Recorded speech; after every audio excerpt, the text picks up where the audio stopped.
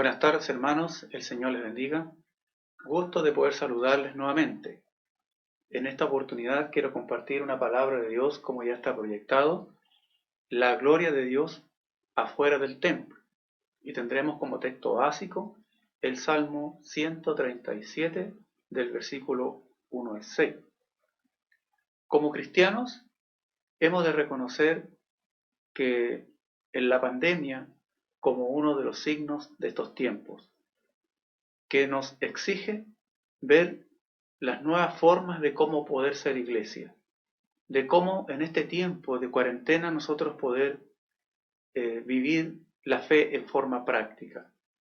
Y al estar antes circunstancias inéditas de la historia, la verdad que todos nosotros, sin excepción, creyentes, congregación y líderes, todos por parejo, estamos exigidos a responder con creatividad ante las exigencias de nuestros tiempos, de cómo podemos desarrollar aún mejor nuestro ministerio, cómo podemos hacer efectivo el llamado de Dios con nuestros dones y talentos, de qué manera nosotros podemos vivir la fe en forma práctica y de qué manera en este tiempo, hermano, podemos extender el reino de Dios, porque después de todo, para eso fuimos llamados, de cómo podemos cumplir la gran comisión en este tiempo de circunstancias.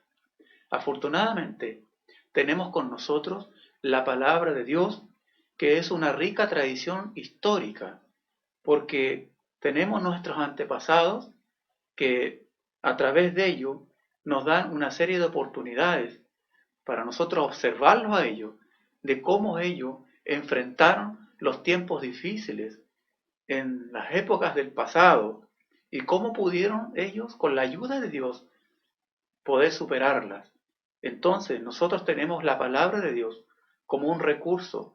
Las situaciones difíciles del pueblo de Dios que vivieron, hermanos, y que ellos pudieron, con la ayuda del Señor, también poder enfrentarlas y también superarlas.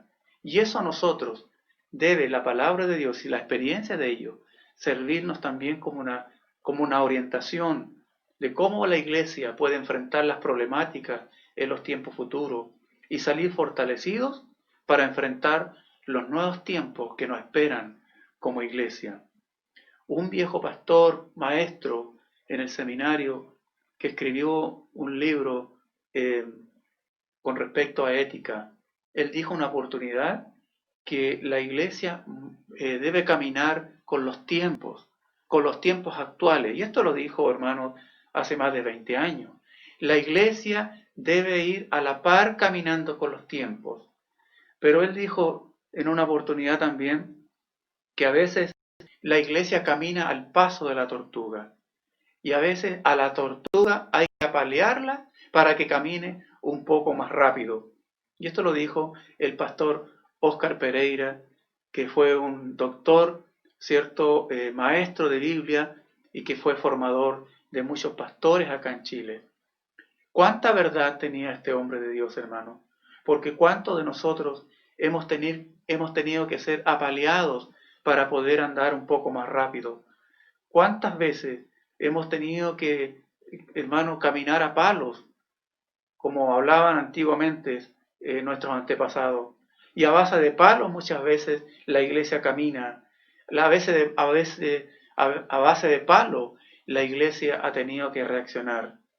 Lamentablemente, algunos ni aun a palos han entendido, porque están esperando la apertura de los templos para poder, hermano, vivir y hacer práctico el Evangelio. Reconozco que yo mismo, a base de palo, estoy frente a ustedes, usando estos medios, porque para mí también en un principio fue complejo, pero lamentablemente algunos compañeros de milicia aún no reaccionan, no han querido aprender y están quietos, aún se resisten, prefieren caminar al paso de la tortuga, usando esta metáfora del pastor Óscar Pereira. Y al observar la palabra del Señor, veo en Israel, hermano, en razón de su rebeldía, en razón de su desobediencia y no escuchar la voz profética, especialmente del profeta Jeremías, que a causa de su idolatría, tanto adentro como fuera del templo, en el siglo XVI sufrieron la invasión del poderoso ejército de Babilonia. ¿Quiénes, hermanos? A la cabeza de Nabucodonosor II se hicieron presentes, hermanos, tomando posesión de la ciudad, llevándose en 3 etapas al cautiverio a los judíos. En la primera etapa prácticamente se llevaron a todos los jóvenes, se llevaron con ellos a los ricos, a los nobles, también a los intelectuales, con ellos también a los sacerdotes, a los artesanos, etc. Y en la segunda etapa se llevaron aproximadamente unas 10.000 personas y con ellos también se llevaron al profeta Ezequiel. En la tercera etapa se llevaron, a los que quedaban en la ciudad, que realmente tenían más fuerza, a Babilonia, y simplemente el resto corrió su suerte, dejaron a los ancianos, dejaron a los enfermos, y Nabucodonosor prácticamente, hermano, destruyó completamente la ciudad, porque junto con haberla saqueado, haberse llevado todos los tesoros del templo, lo demás lo quemó juntamente con la ciudad y el templo mismo. Y Judá también corrió la misma suerte. Los israelitas, hermanos, nunca oyeron las advertencias de Dios. Y en esta oportunidad, al tocar fondo, los exiliados provenientes de círculos de poder se dieron cuenta, hermano, que su confianza estaba puesta en ellos mismos, que su confianza estaba puesta en sus falsas seguridades, en su egocentrismo y comodidad. Por décadas habían cerrado sus oídos a las palabras proféticas que denunciaban sus prácticas religiosas, que denunciaban su hipocresía, su abuso a los más pobres, a los más humildes. Recién entendieron prácticamente cuando estaban en el exilio. Estos nobles, hermanos, que siempre estuvieron en posiciones de privilegio, se creían omnipotentes e intocables. Sin embargo, ellos fueron los primeros prácticamente que fueron llevados al exilio. Y en el exilio recordarían de que ellos eran el pueblo de Dios. 70 años estuvo Israel en Babilonia. 70 años que en cierta forma algunos autores del Antiguo Testamento, varios autores del Antiguo Testamento, la verdad que no nos cuentan qué sucedió en ese periodo de tiempo, 70 años en el exilio.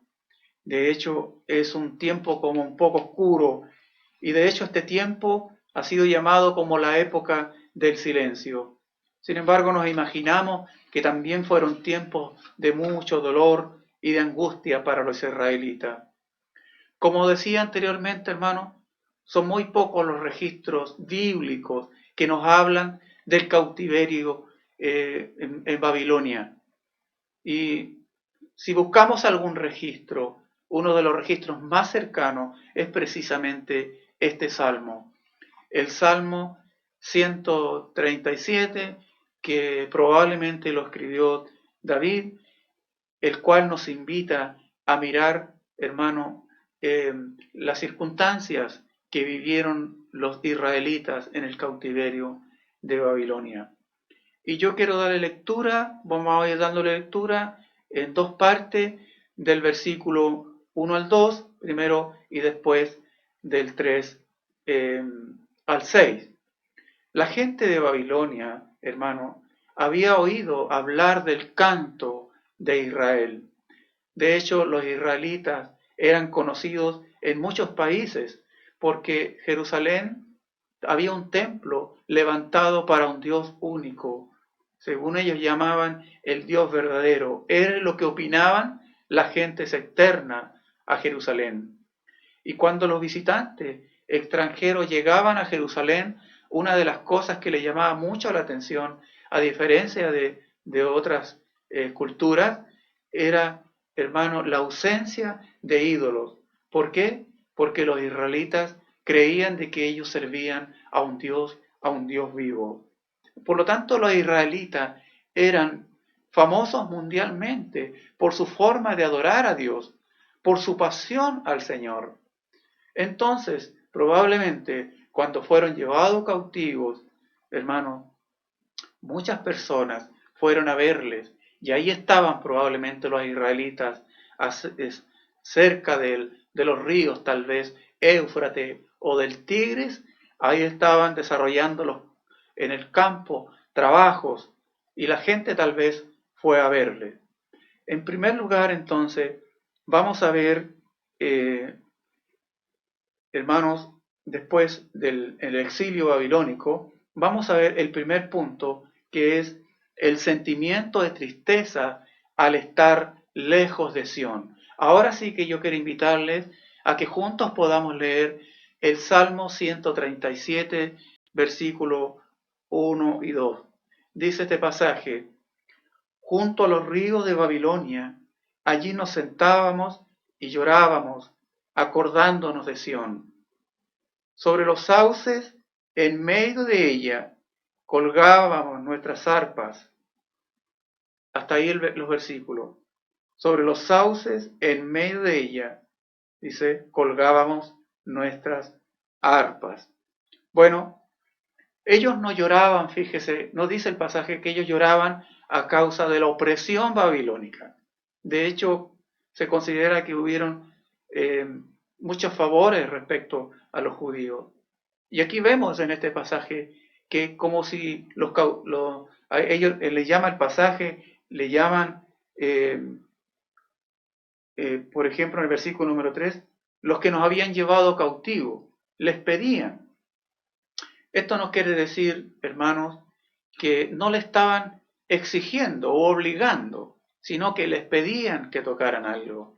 Por lo tanto, habían ciertas libertades en Babilonia, pero aún así seguían siendo esclavos. Entonces, por eso ellos no lloraban, hermano, por la opresión ni la crueldad de Babilonia. Aquí vemos este pasaje, la razón por la cual lloraban ellos. Ellos lloraban al acordarse de ¿qué? De Jerusalén. Sus corazones al acordarse de Jerusalén, junto, dice, al río, ¿cierto? Lloraban, hermanos, derramaban lágrimas al acordarse de su amado Jerusalén. Bueno, lloraban por la muerte también, tal vez, de sus seres amados. Lloraban por la cautividad presente. Lloraban por la incertidumbre, tal vez, de su futuro. Lloraban por la pérdida de su pasado tranquilo, pacífico y bendecido, y que ahora, hermanos, están viviendo en esta condición. Lloraban por sus pecados, que finalmente lo llevaron al juicio de Dios y que nunca quisieron oír. Lloraban por el templo. ¿Por qué? Porque representaba de cierta forma la presencia de Dios y ahora ni siquiera estaba el templo. ¿Qué emociones le invadían? Le invadía la amargura, la tristeza, la congoja, la falta de paz, el miedo, hermanos, el sentimiento de abandono, la soledad. Todos estos sentimientos les embargaban a los israelitas allá en el cautiverio. ¿Cómo ellos expresarían su dolor? Nosotros, los chilenos, dice que solemos ser más para adentro, que nosotros no solemos expresar mucho nuestras emociones. Y de hecho, cuando lloramos, bueno, lo hacemos de tal manera que nadie nos vea. O no nos gusta vernos llorar, que nos vean llorar, y de hecho, si lloramos, nos vamos a otro lado. La verdad, y buscamos hacer excusas por las cuales no hacerlo, algunos por no causarle tristeza a otros, etc. Sin embargo, los israelitas, hermanos, ellos manifestaban su dolor abiertamente, y sobre todo cuando se trataba de las cosas de Dios. Y de hecho, no solamente lloraban, sino que ellos lo hacían en forma externa, lo expresaban de diferentes formas. Por ejemplo, ellos rasgaban sus vestiduras, ellos se arrancaban el pelo, se arrancaban la barba en señal de dolor, ellos se vestían de luto por mucho tiempo, ellos se vestían de ropas ásperas, se sentaban en las cenizas y se tiraban cenizas en la cabeza y lloraban con amargura, por decir algunas señales. Y así los vemos tal vez cumpliendo con algunos de estos ritos de llanto, de lloro, hermano, ahí como dice el pasaje, a la orilla del río de Babilonia, como dice la palabra del Señor. Bueno, fíjese que en esta ilustración podemos ver una sinagoga. Al entrar a la sinagoga donde ellos hicieron este dibujo, ¿no? Recordando, ¿cierto?, el río de Babilonia y con las zarpas, ¿cierto?, colgadas en los sauces, llorando de amargura por el templo y por Jerusalén. Pero también, en segundo lugar, la pregunta es, ¿se puede cantar en tierra extraña? Le damos lectura ahora entonces al versículo 3 al 6. Dice el pasaje, y los que nos habían llevado cautivo nos pedían cánticos, los que nos habían desolado nos pedían alegría, diciendo, cantadnos algunos de los cánticos de Sión. ¿Cómo cantaremos un cántico de Jehová en tierra extraña?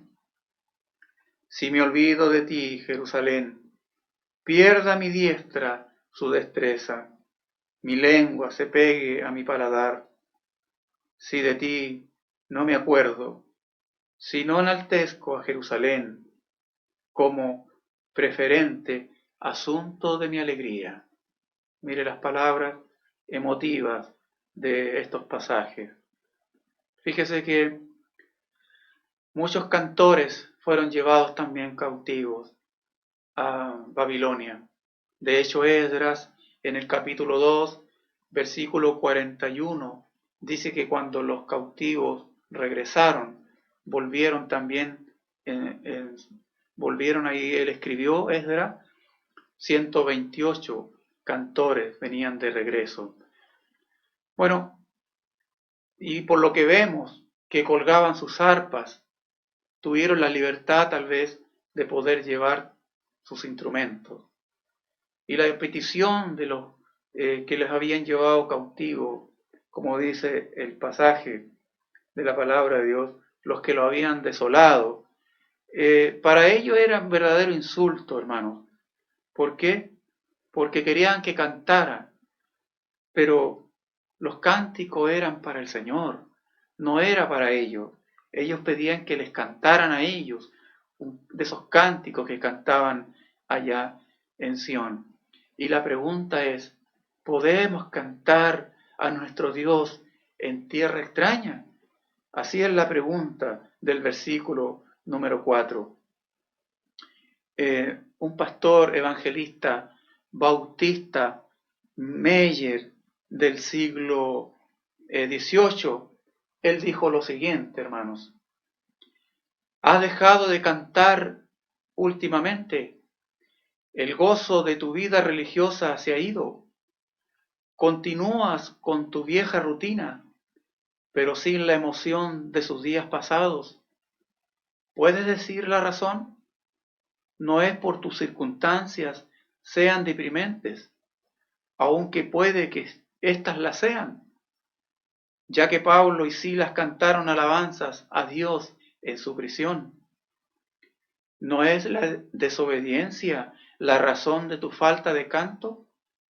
Y nunca serás capaz de continuar con esa canción hasta que hayas hecho a un lado el mal que estás haciendo y vuelvas de la tierra de tu enemigo. Qué palabras de este cierto evangelista Meyer. Qué verdad, ¿cierto? ¿Sabe que en la actualidad hay multitudes de cristianos que definitivamente, hablando, han colgado sus arpas en los sauces llorones de sus lamentos en razón de la pandemia? Han perdido sus canciones y están repitiendo siempre las mismas historias de lamentos. ¿Sabe? Los israelitas tenían muchas razones para estar con la angustia que estaban, según el Salmo, y tenían muchas razones para colgar sus arpas. Pero hermano, pero tú, pero nosotros, ¿Cuáles son nuestras razones? ¿Acaso estamos esperando que se abran los templos para poder adorarle? ¿Acaso tus dones y talentos que el Señor te dio los dejaste en el templo y es por esa razón que has perdido tu canción?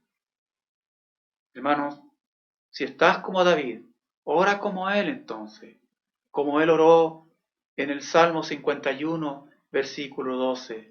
Devuélveme el gozo de mi salvación.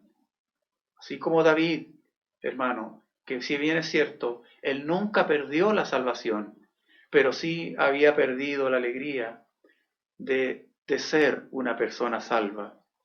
A lo mejor es la oración, si hemos colgado nuestras arpas y ya no cantamos con fervor como antes, que el Señor nos devuelva el gozo de su salvación.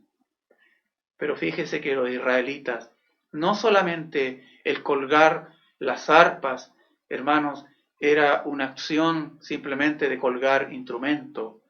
Colgar las arpas era un sinónimo de falta de fe, era un sinónimo también de falta de esperanza, era un sinónimo de haber perdido el gozo, era un sinónimo, hermano, de haber perdido la alegría, era un sinónimo también de dejar de servirle, de perder las ganas de evangelizar, de perder las ganas y los deseos de enseñar la palabra a los niños, a los adolescentes, a los jóvenes, de poder transmitirles la fe a la familia. No es simplemente colgar un instrumento. El exilio para ellos fue tan duro que quedaron sin fuerzas de pelear, enfermos, empezaron a descuidar la salvación, empezaron a salir las quejas, la amargura en sus corazones, hermanos, era frecuente, era una emoción frecuente, el lamento. Se entregaron a lo que viniere y tenían prácticamente un vacío interior. ¿Cómo iban a cantar, dice el versículo número 4, si ellos se encontraban prácticamente en tierra extraña? Ellos ya no cantaban con la pasión, con el fervor con lo cual eran conocidos incluso por las naciones del mundo. ¿Sabes qué, hermano? La mayoría de los salmos son canciones de alegría, son alabanzas hermosas, son alabanzas inspiradoras. Los salmos nos gusta mucho del pueblo cristiano porque nos levantan el ánimo, nos levantan la fe, nos levantan la confianza. Pero este salmo tiene una particularidad, queridos hermanos. A diferencia de otros salmos, que a lo mejor a veces empiezan con duda, empiezan con lamento, pero terminan alabando al Señor. Pero este salmo es muy distinto a otro, hermano, porque este es un salmo prácticamente, hermano, donde los creyentes se dieron por vencidos. Este es un salmo de lamentaciones. En este salmo, si tú observas, no hay alabanzas, y tú ves cómo observa, cómo termina este salmo, que pareciera que no es de inspiración para nadie. Pero la pregunta es, ¿cuál es tu salmo que tú estás cantando ahora en pandemia, en este tiempo? Hermano, ¿colgaste tu arpa? ¿Estás cantando con el mismo fervor que antes?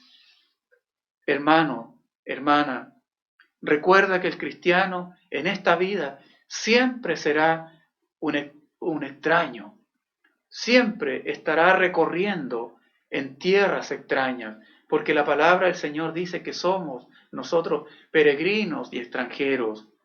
Entonces nos preguntamos, ¿es lo mismo cantar en el templo que cantar en tierra extraña? Claro que no es lo mismo, claro que no, pero el cristiano siempre debe tener una canción para Dios en su corazón, en cualquier lugar donde se encuentre, hermano, pero no una canción cualquiera, una canción con pasión, una canción con, hermano, con adoración, como es el mes de adoración en junio.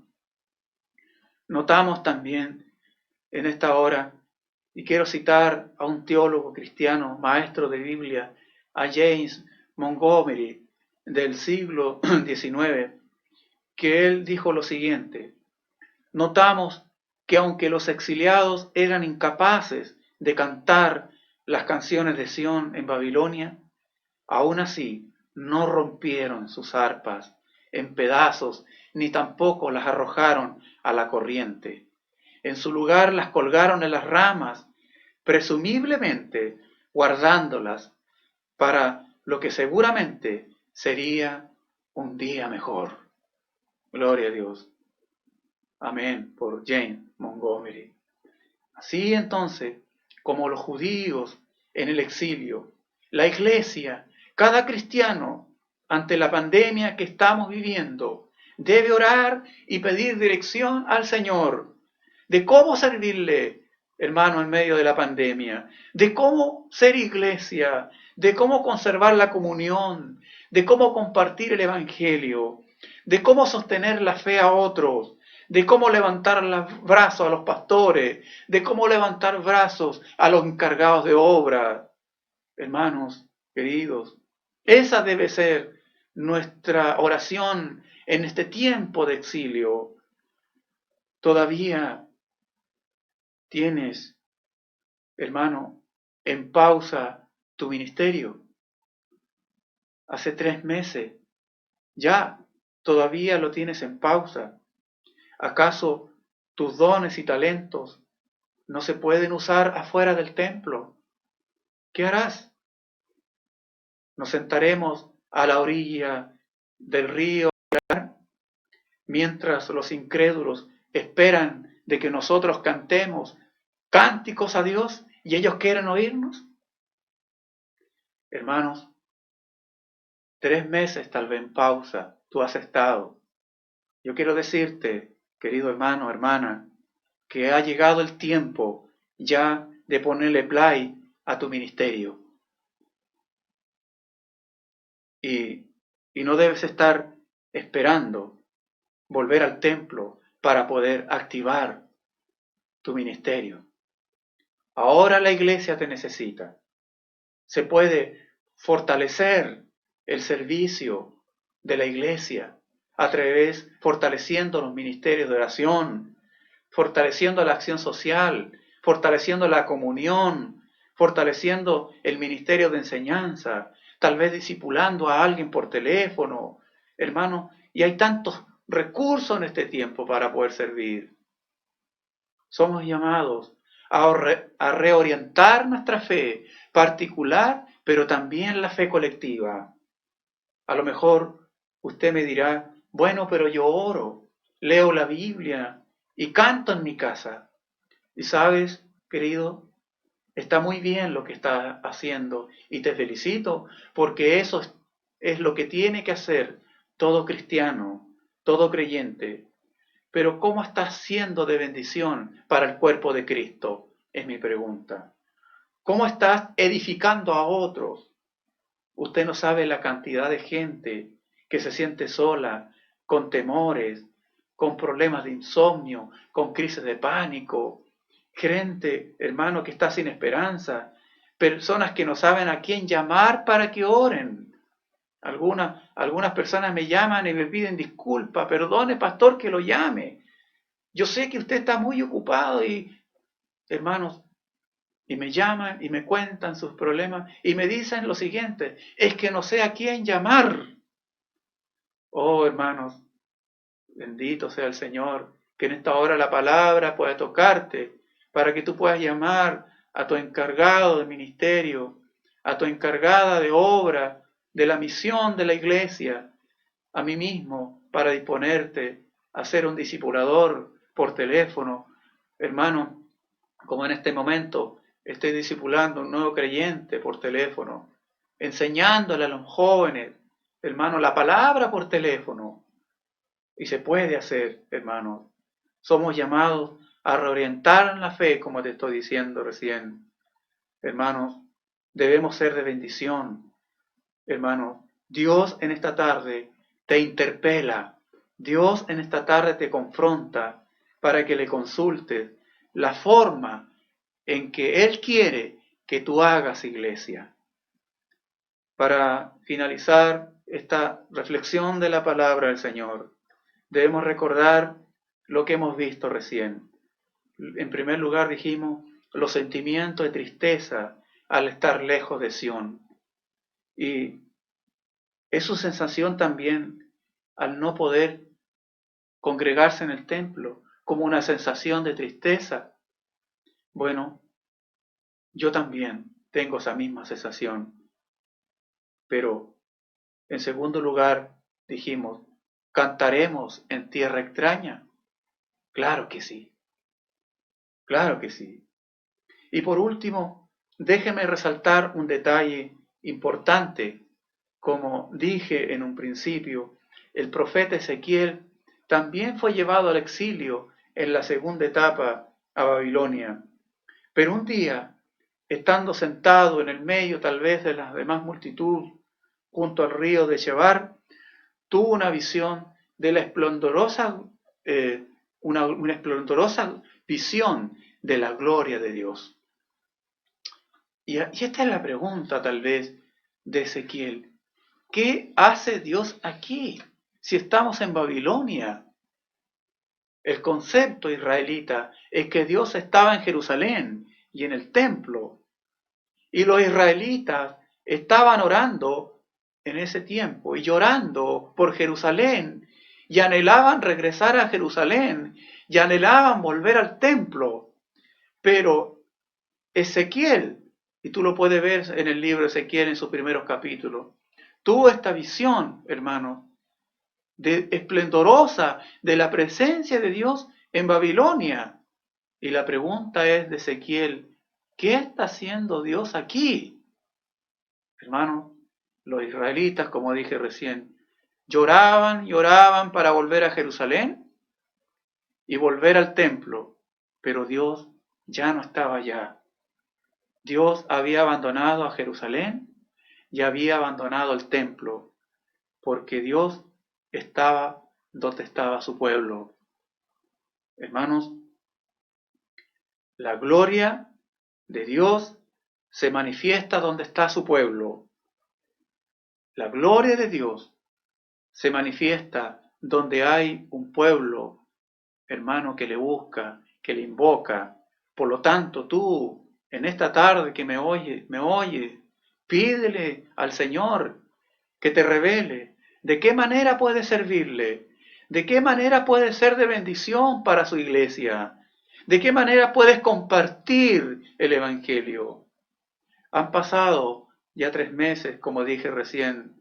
Ya no tengas más tu arpa colgada a los árboles, y me refiero a tu ministerio, a tus dones y tus talentos sin usarlo, porque aquellos también se pueden usar afuera del templo.